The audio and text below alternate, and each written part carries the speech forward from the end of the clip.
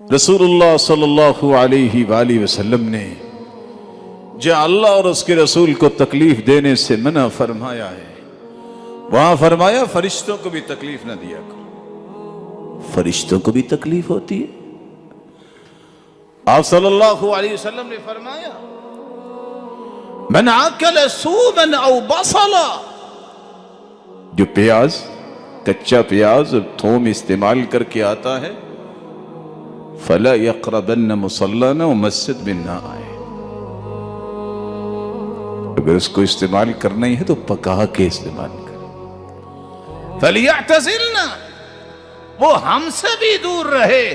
فلیعتزل مصلانا، ہماری نماز کی جگہ سے بھی الگ رہے۔ کیوں؟ فإن الملائکۃ تتأذى مما تتأذى منه ابن آدم، اس طرح انسانوں کو تکلیف ہوتی ہے، فرشتوں کو بھی تکلیف ہوتی ہے۔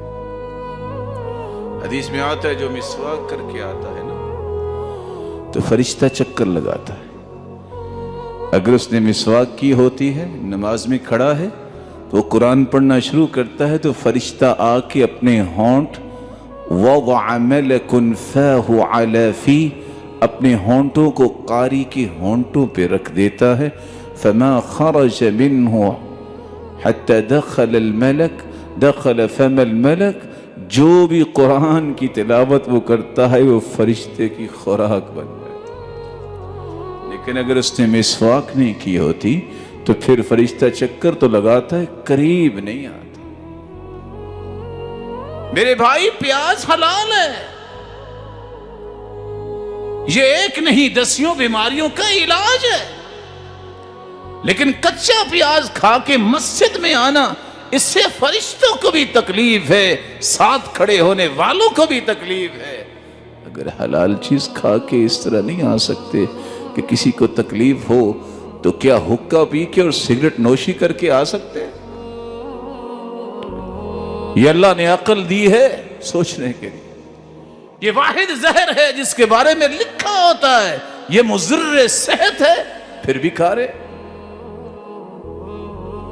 اور بعض لوگوں نے تو یہ کہہ دیا چلو جی صغیرہ گناہ ہے نا، کون سا کبیرہ ہے، ان مسکینوں کو سمجھاؤ صغیرہ بار بار کریں تو وہ بھی کبیرہ بن جاتا ہے۔ لا صغیرۃ مع الاصرار ولا کبیرۃ مع الاستغفار۔ سیدنا عبداللہ بن عباس رضی اللہ تعالی عنہ فرماتے ہیں بار بار صغیرہ کرنے سے کبیرہ بن جاتا ہے، اور کبیرہ گناہ بھی ہو جائے استغفار کرنے سے اللہ معاف کر دیتا ہے۔